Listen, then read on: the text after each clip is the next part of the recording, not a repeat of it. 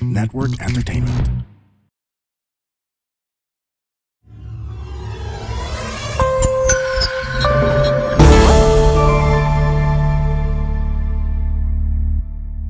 You're listening to Adobe Talks podcast, The Business of Creativity, a series of high-level, inspirational, and educational sessions on how creativity unleashes inventive solutions that fuel the economy.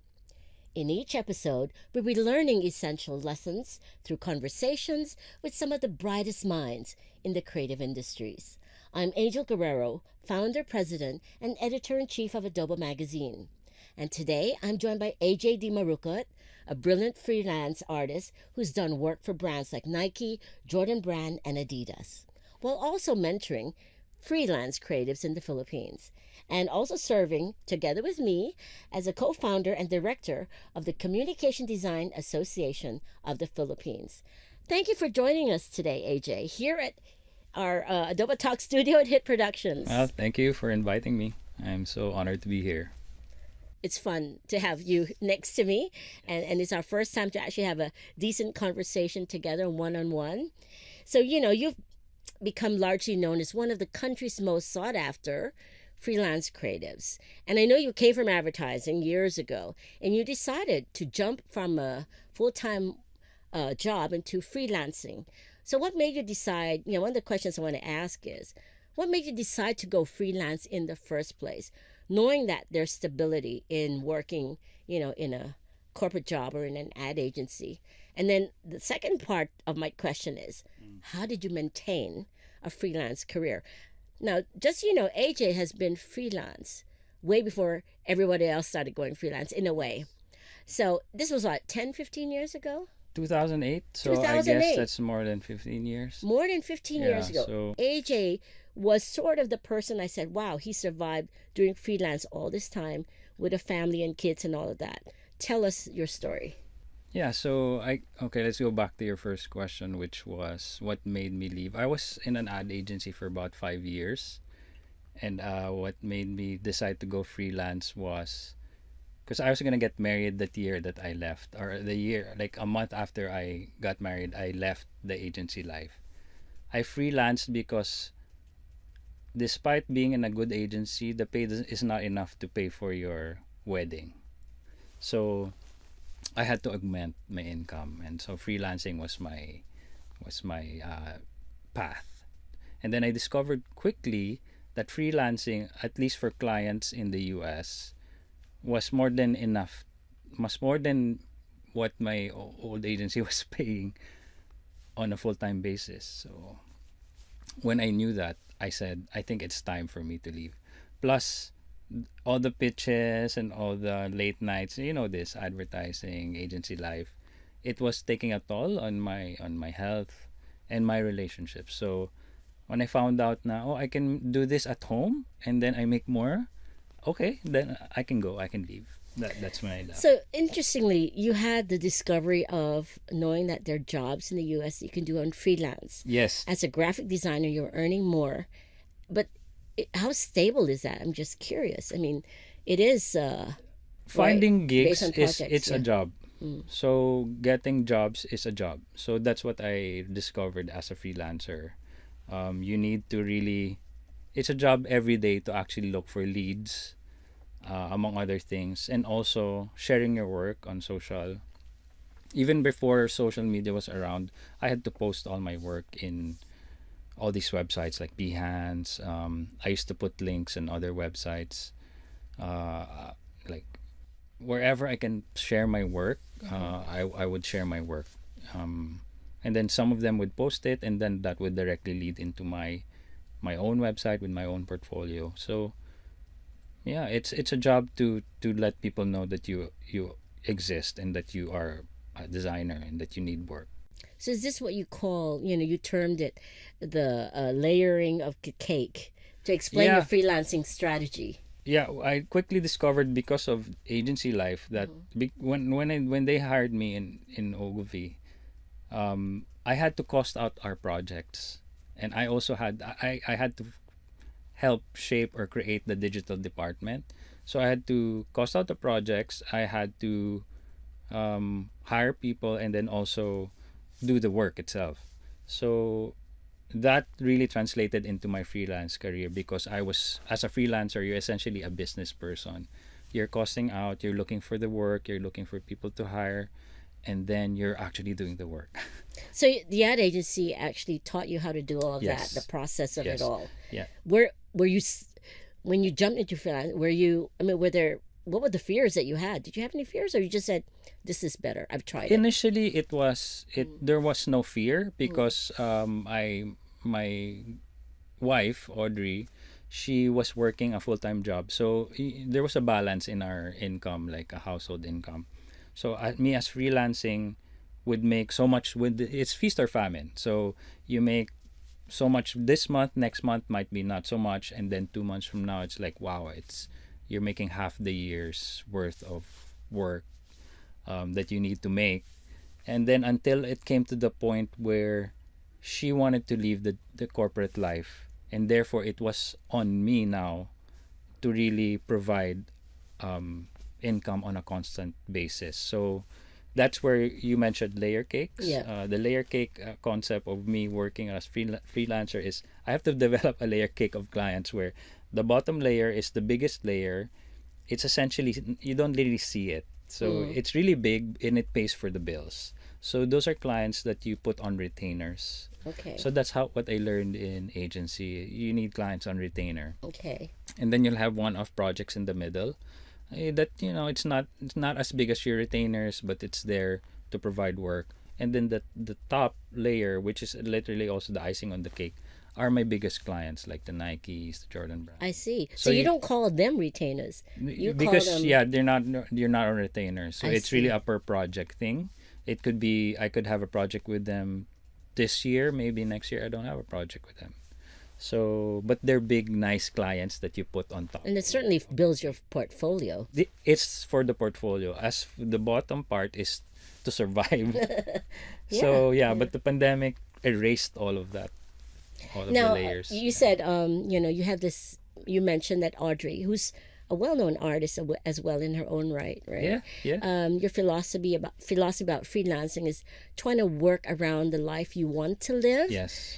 Can you tell us a little more about that? I mean, I know that you were just getting married, and then she had a full-time job, as you said, and then Yeah. she decided not to get on the full-time. Then you had to. So yeah, how did you determine that freelancing can be done so long as you work around the life you want to live? So that was the life we wanted to live. We wanted to. Audrey didn't want to spend her time in the corporate world anymore. She wanted to stay at home. We wanted to have kids. So that was the life we wanted to have. We wanted to have a family, and it wasn't really that possible at the time to do that with a full-time job, and that was really affecting also my health. So freelancing was the path. Working from home was the path. So working around life came about when I discovered that initially when I was freelancing, I thought it should have been like a rigid setup, like a rigid schedule every day. Yeah. Oh, wake up 9 to 5, nobody bothers me. I'm in my room, I'm just working. And then I realized that no, we have to go to the doctor, we have to go to our children's parents teachers meeting. And then initially it was so frustrating because it stopped me from doing work. And then I realized and then accepted in a way that, oh, okay, maybe I'm doing it wrong. Maybe I'm doing freelancing wrong. Maybe I should be living that life, which is the day, the daily tasks of doing things, and then work around those things, those schedules. And that's when I told my wife, what I think working around this life is better than working on a schedule. Yeah. So and freelancing and looking for clients that allow you to do that and allow you to just be independent and create the work without watching over your shoulder is like the best setup for me to be able to live a life. So it moved to a point where I can go around, I can travel to wherever I want and spend some time with my family and still get to do the work that I need to do. So the way you've adopted then is the way people are adopting now. Yeah. Come to think about Yes. it. When you were doing this 10 years ago, Yes. it's only now because of the pandemic we're able to work on hybrid. There are people now used to working from home, working around their lives. Yes. So you've actually adopted this way ahead of what's Yes. happening now. So now that the world is adapting to this, do you see any changes in the way you deal with people and how the way you work? Not I really. love it now because people understand where I was coming from. Like, I don't have to, like, work within a schedule. I can tell people that, oh, I'm not working today. I'm not working this week. I'm out. Or I can work this. I'm traveling this week, but I can submit something by this time. So it's like you're not hiding your life anymore. It's not a there's no it's not a question about the work life balance anymore. It's more like I'm living my life and then I'm working around it. And I see that now, with the younger generation. I hear from agency that the kids don't want to go back to work. They don't want to go back to the office. Yeah, and they're like, oh, I'm like, oh yes, that's perfect. So yeah, but thank you for leading the way. I mean, you found the formula even before everyone else did. And I think it's really definitely a better way of working where you can integrate your life, and in the past, when somebody would have to take a holiday or have to take their child to the hospital or to school, there's a sense of guilt. Diba? Now it's like, now it's all right. It's acceptable. Like, I remember during the pandemic, if somebody said, Angel, I got to walk my dog. Game. I need to take a walk. Game. I need to watch something that game. I just think it frees the mind. And you couldn't do this 10 years ago in the corporate setting. Yep. There's always a sense of guilt. So I'm really pleased in a way that the way you've worked and you paved the way and you found a solution to it is now where the world is heading. And I hope it balances out itself. I really think more corporations want people to take their seats in the office, but there's also this issue of trying to get your life integrated within that. But yeah, thank you for leading the way and showing the way and showing that freelance works. Now, one thing interesting is your work does shine. I've seen your work through the years. You have famous work, and you've gotten projects from major brands like Nike. I'm not saying Nike Philippines, Nike Global, right? Both Jordan Global and then Adidas and Vans. These global brands got in touch with you. How did you get noticed by these brands, and what can other freelancers learn from this, and how can they get noticed? I have this, and I have a whole workshop to do that actually. But some of it is, okay. The workshop is based on this method that I created. After doing all the work in all those, like looking back at my career, and I call it the create method. So CNR is like chase your dreams and reach for the stars. It's super corny. It's like if Chase your dreams and reach for the stars. so the bigger your dream and the bigger the clients you want to work with, the better. Like parang people have to say, "Oh, you're never going to get that. You're never going to reach that." So I did that with like the Nikes, the Michael Jacksons, the Manny Pacquiao's. I said I want to work with these people one day.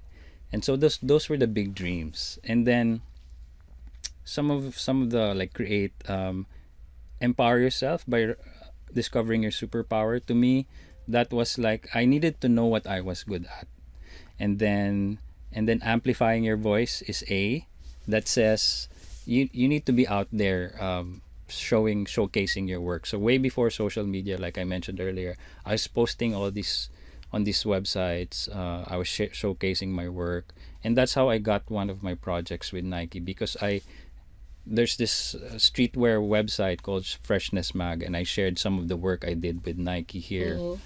And somebody within Nike said, "Hey, I saw your work on this blog, and I wanna, can we hire you?"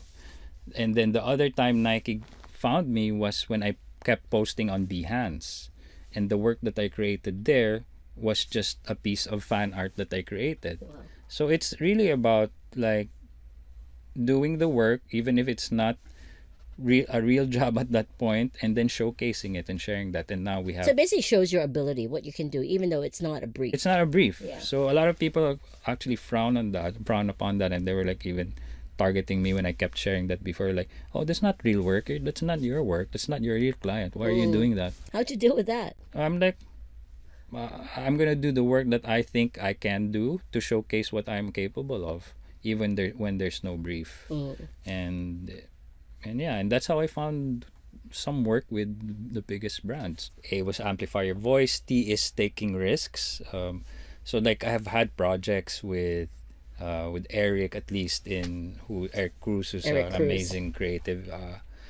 He used to work in AKQN in China, right. and he was like telling me, "Can you do this project with me?" And I'm like, I was to the point where I think I'm scared. It was a project for Cristiano Ronaldo, his first ever visit to China, and he was creating the film around that to get people excited about it. And What a great project. yeah, it's such an amazing project. Wow. So that's why it was so scary to me.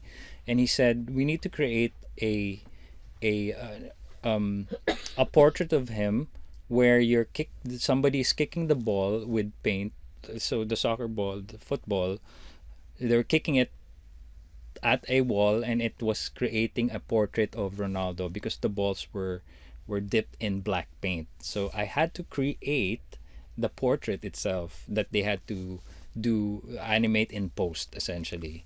And so I was like, when he told me that was the project, it was so scary, and I was like, I almost said no, but I said I'm gonna take the risk that I can do it.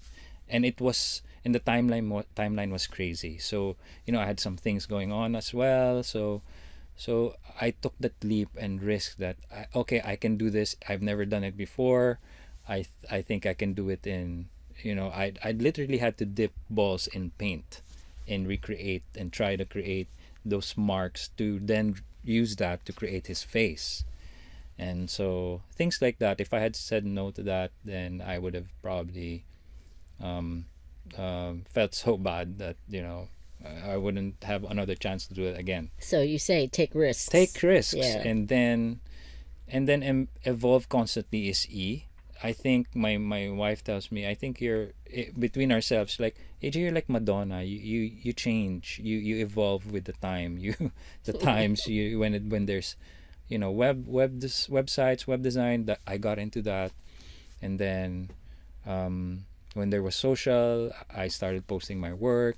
I started sharing, and then I got into blockchain, Web3, NFTs, and now I'm getting into a lot of AI stuff. Wow. So You're up to speed.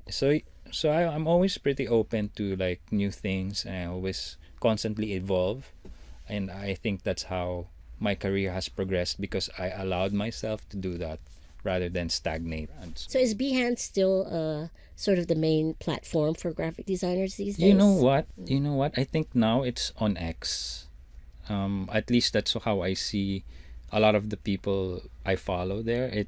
They get a lot of clients on X or Twitter. I also think that LinkedIn is like a must-have for. That's interesting. Yes, a That must-have. used to be so business-centric.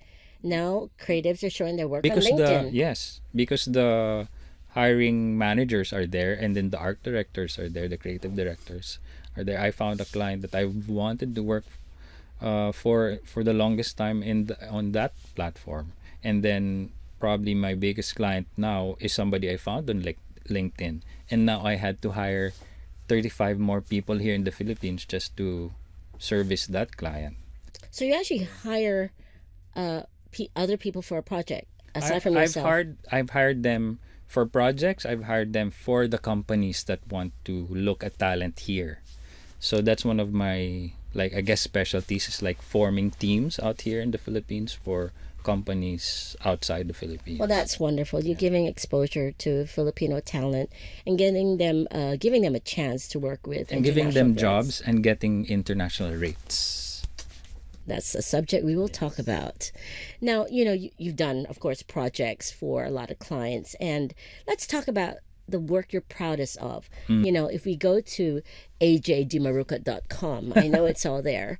But guys, you should check it out. You should check out his website. His work's out there. But of all the work you've done, what are you most proud of? I mean, tell us. I know you mentioned you work for Jordan and Michael Jackson. There's I mean, so that's many. tremendous. Yeah, but tell us which piece of work you're so proud of, and do share it with our audience. There's a lot, Angel. Yeah. I mean, there's there's a few. It's like asking me to choose who was my favorite child.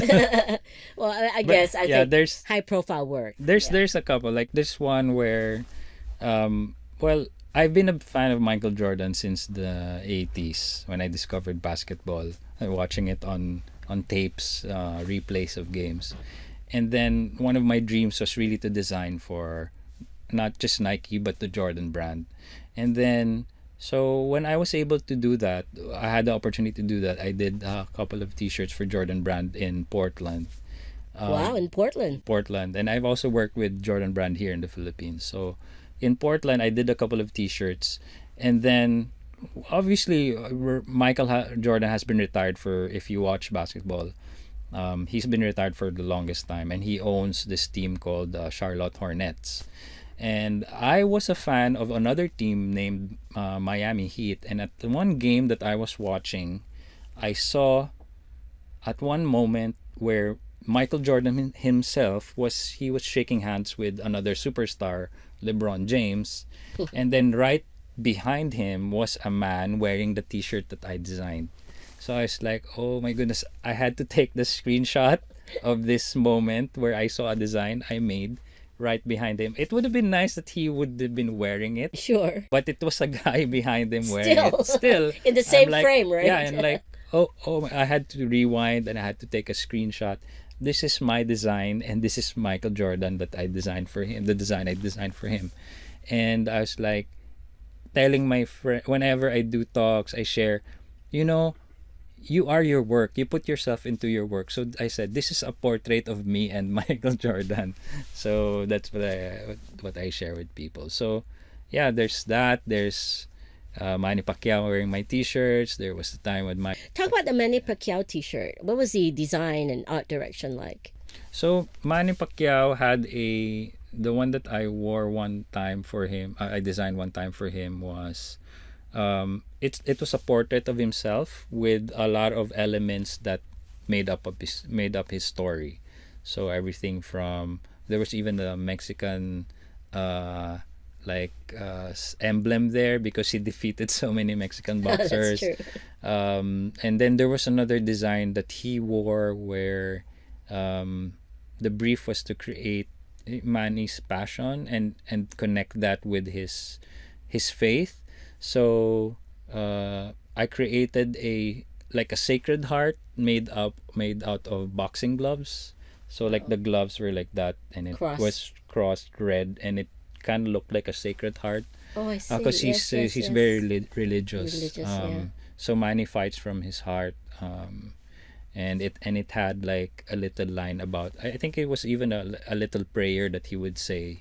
So I love when he wore that design as well. So yeah, a couple of designs. So on the Jordan T-shirt, you want to describe how it looks to our audience who's listening to you, just audibly? Well, there was one design where like the most iconic one that I did for Jordan was when he raised his 6 fingers like that, to showcase I've won 6 rings, and unfortunately that wasn't what that person was wearing behind him, but that was the one with the 6 fingers. He was raising it. Is probably probably my favorite design I did for him, and the brief was you have to show Michael Jordan doing that thing, but you can't show his face. So sometimes the Jordan brand even don't have the license to use his face. Sure. At sometimes some for some designs, and so I showed it like from the back. It's just not his face; it's just the back of his head, and that yeah. But the one that was shown in that screenshot of where Michael Jordan was and my design, it was him holding a trophy. So and that also didn't showcase a face. He's like kind of hidden from I'm behind. sure having your work seen that way inspires you to keep on doing it, doesn't it? And you mentioned you had a passion for basketball. That's one of the Yeah. reasons why a lot of your work are for sports brands, right? Yeah, because to me, as a designer, as a freelancer, you have to connect.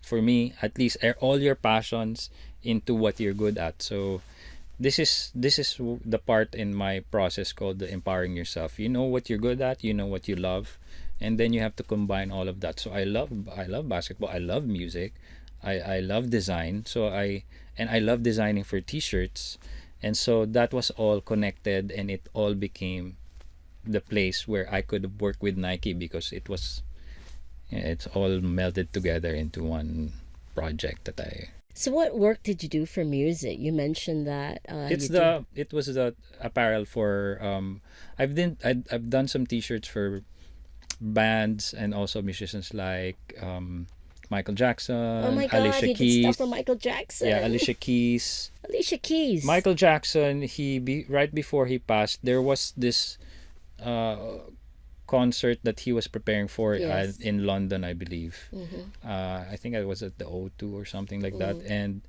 and so the agency that was working with him wanted to create all these merchandise for the tour, Mm. that last tour, and they took a bunch of artists, and then we submitted some work, and among other artists that Michael Jackson approved, I was one of them, and one of those designs actually ended up being like a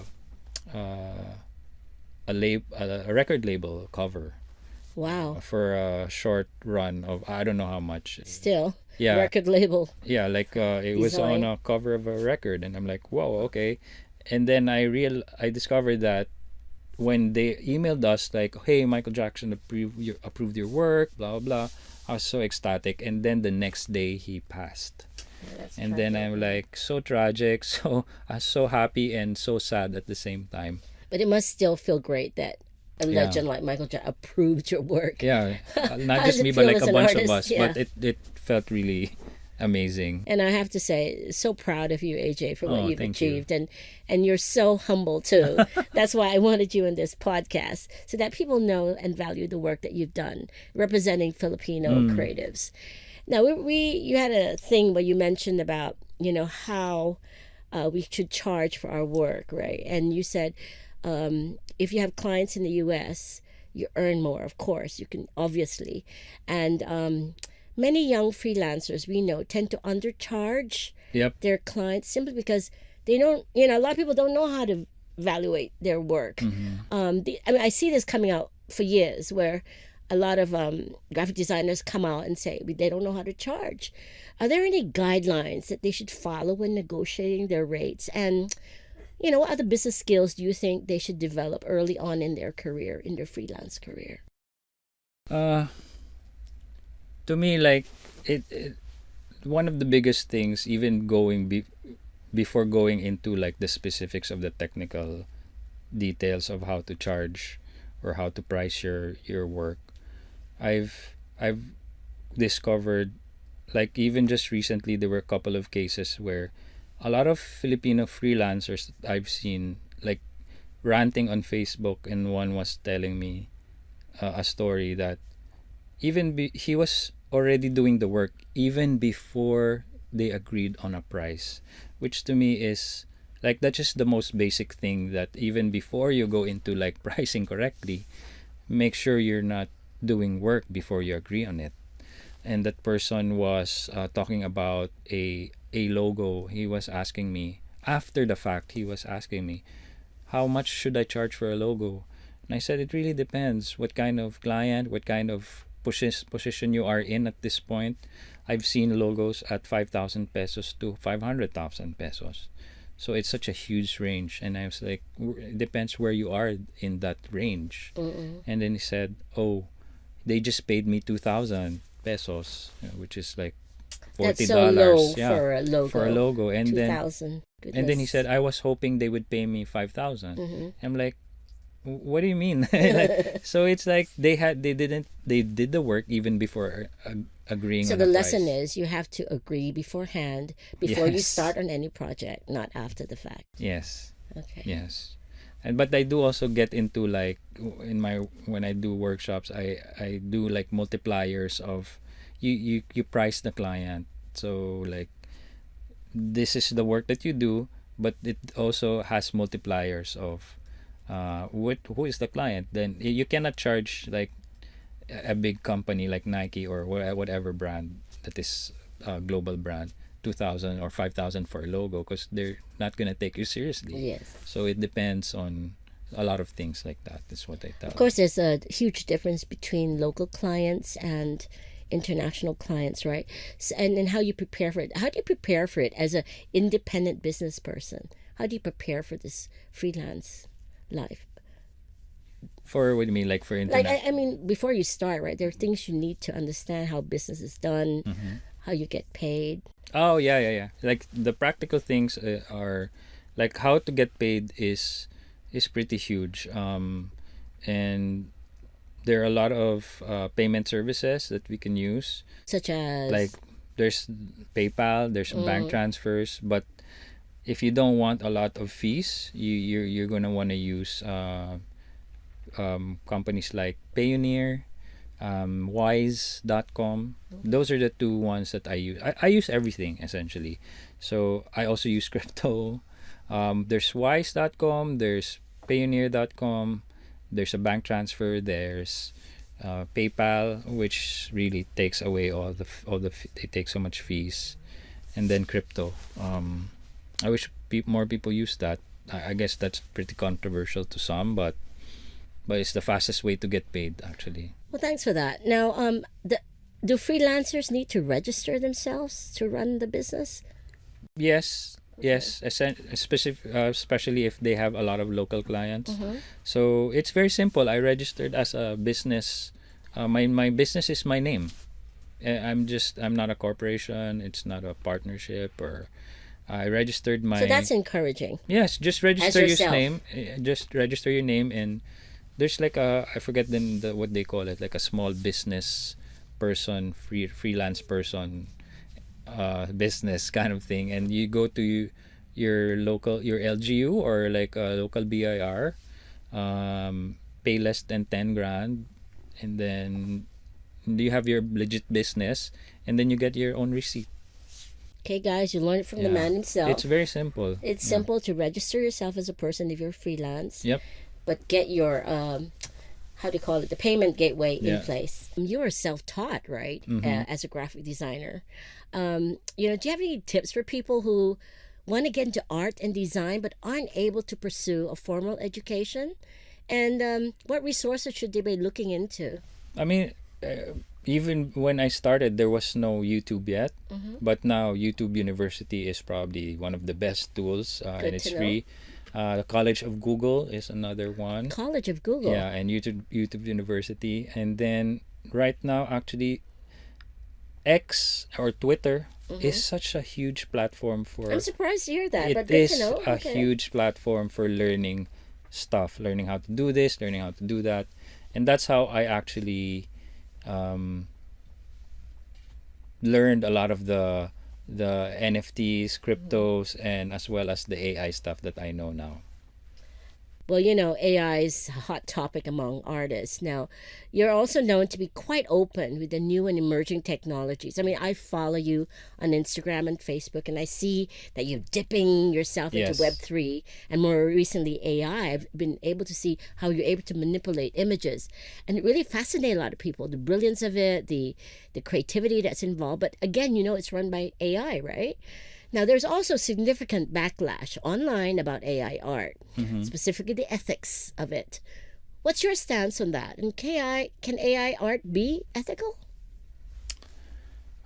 My perception on that is, to me, it's not a non-issue at this okay. point. But I understand, like, people think like, you're using stolen work to create, to learn from.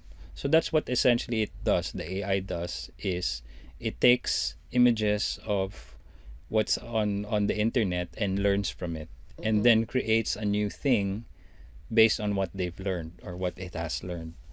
So to me, it's in a gray area enough that it's okay for me to use it, and I'm okay with it. But Even if your work is being used. yeah, by my work is being used. I danced with my other friend Dan Matutino. We all know him and Yeah. love him. His work is there. I've seen his work being used there. If you prompt his name, He's gonna create some of his works. I mean, in his style, but not as good, obviously, as Dan. Um, to me, learning from that from somebody else's work is acceptable because I've been in the business of apparel where my work has truly been stolen, and like literally I create my designs, and then it'll end up in us on another stolen bootleg material, like because I work in the fashion industry, the t-shirt industry. Yep. So it's the easiest probably to steal. And so that's my problem. It's not AI learning from my work.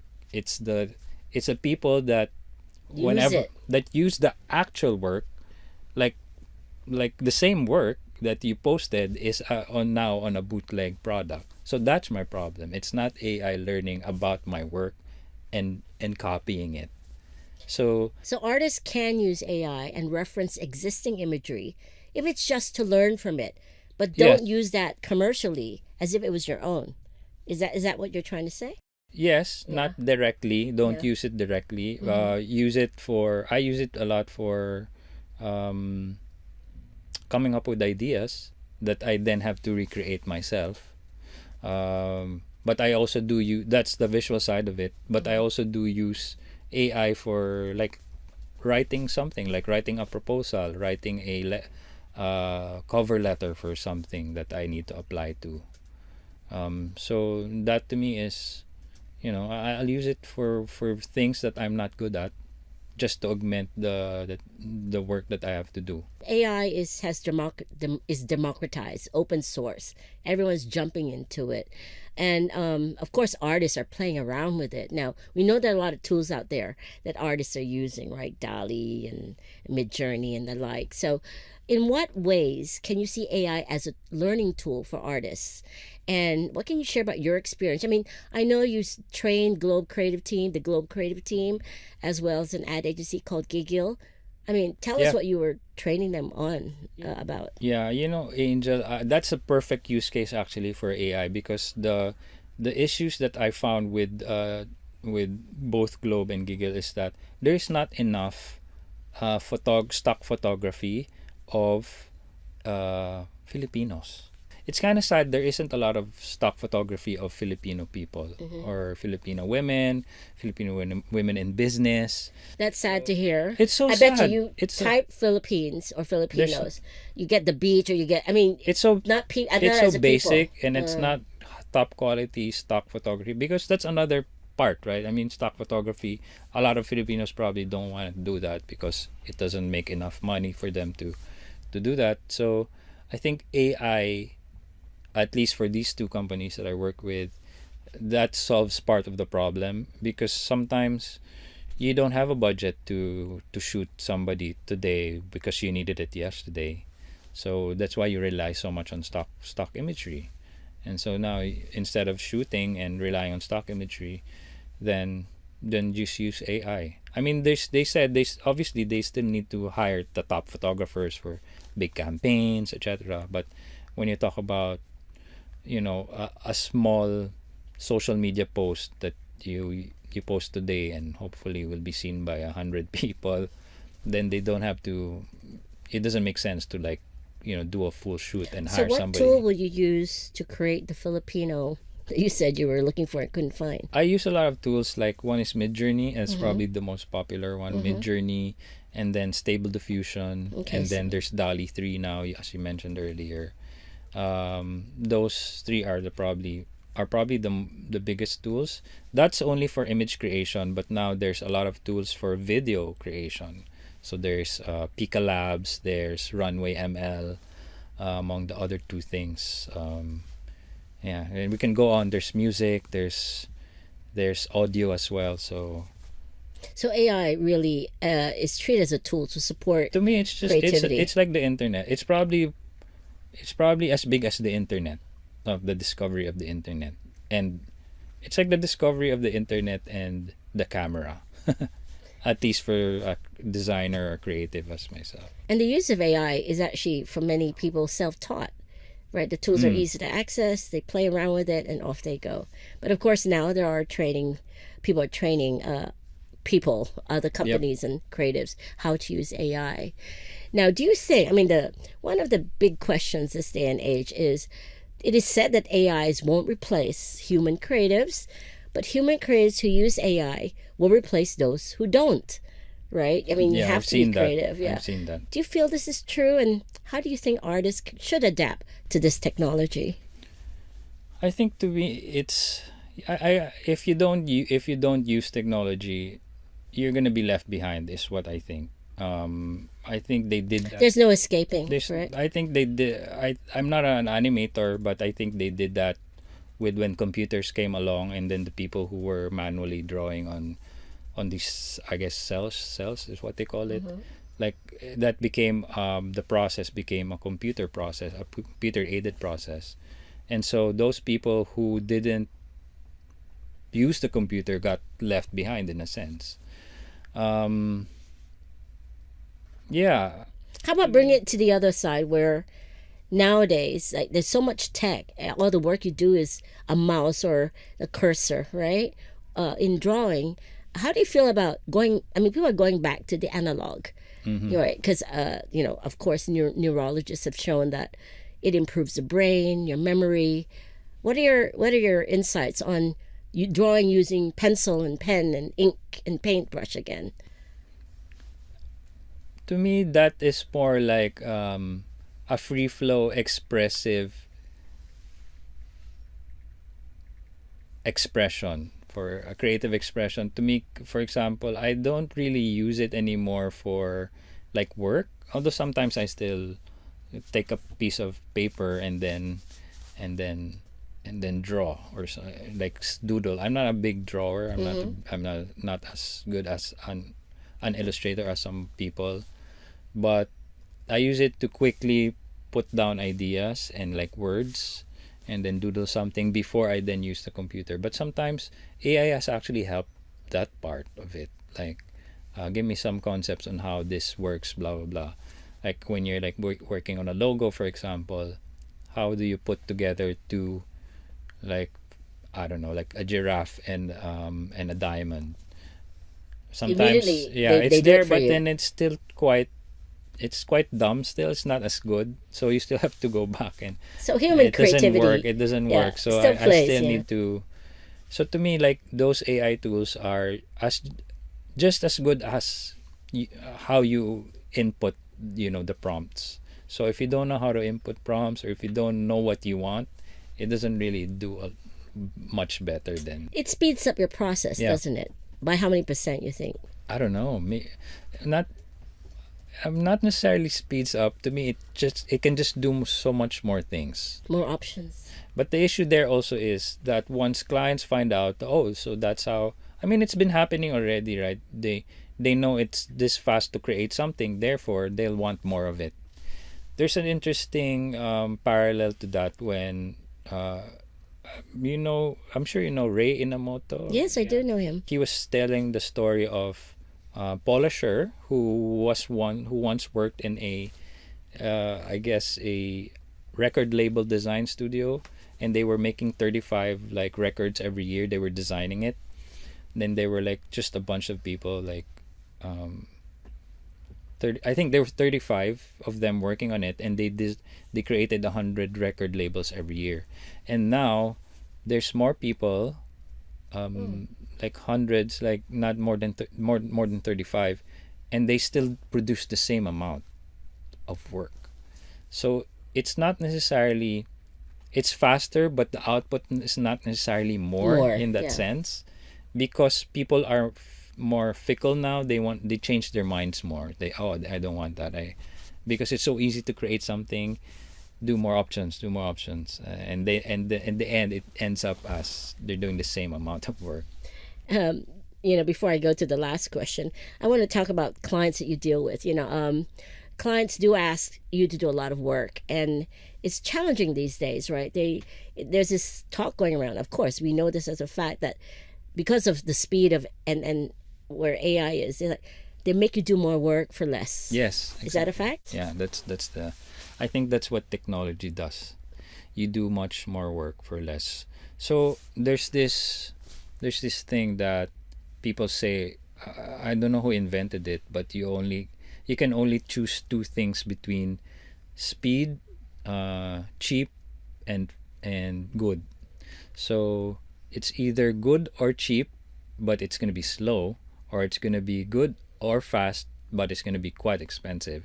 I think we are at the point where everything can be good, it can be fast, and it can be cheap. Lastly, there's good news, right, in the Philippines where a law has been passed for the Creative Industries Development Act and a freelancer bill, which will help our local creatives. Now, let's hope this legislation really does mean a brighter future ahead for our creatives.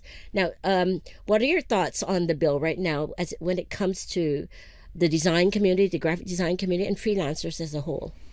I think it's important that the bill finally recognizes this whole industry of ours, and is a step forward to making it an important part of, I guess, the economy, and then helping people realize that, at least especially young people, to realize that this is a career that I can pursue.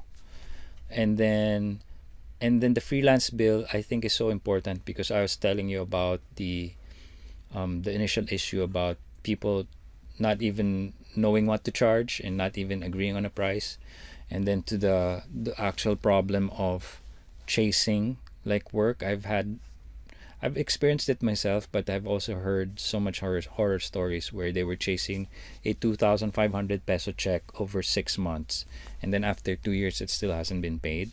So things like that. The freelancer that bill, certainly has to be fixed. yeah, I think it's really unfair. I think, to your point, is things shouldn't take that long for such a small project, 30, 60, 90 days yeah. after 2 years. I think there should be something. I know there's a bill now, right? The freelance bill says freelance it's like bill. 15 days, according to TOF, who create So Congressman everyone TOF. out there, do you know there's a bill that Yeah. says that you should be paying your freelancers Within within 15 days of the their, job? their invoice. Yeah. So it's a bill. If you're aware of this, do follow it. Yeah, it's one thing to be aware, and then I don't know how to implement that now.